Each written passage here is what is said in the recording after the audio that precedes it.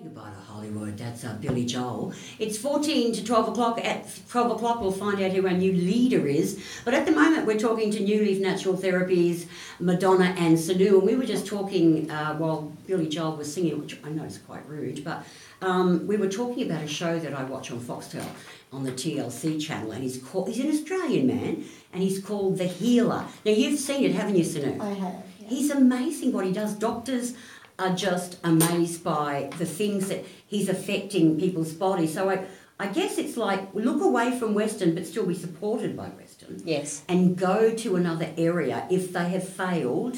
You know, you're not having a heart attack. Yeah. Why not? Yeah, exactly. You've never watched that show? No, I have on not YouTube. seen. You've got Hey, I've got, well, we have healers in my life, so. She's got healers in her life, isn't it? So it is sort of one of those things where I'm always about giving people other options, you know, because some people are absolutely happy with their doctors. They're sort of really, you know, cruising along in life and really not needing support. We're not the sort of people who they're going to come to.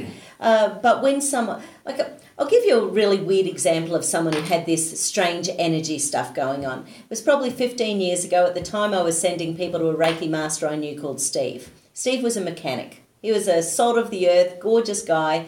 But someone actually told him, all your spirit guides want you to do Reiki, so he went off and did Reiki. Wow. I know, it was this really weird story. Who knew that he'd He was a mechanic, for goodness sake. So just funny. Anyway, so this particular woman was coming to see me, and she had had 6 years of health history that she had not found health solutions for.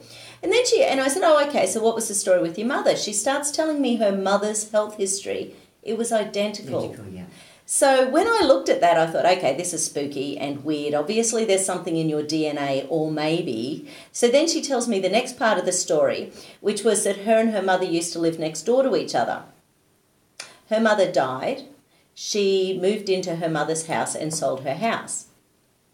So energetically, what do? And I know, spooky boys, Friday night, I'm getting goosebumps. Her mother, energetically, there was something still left in that house. Yeah.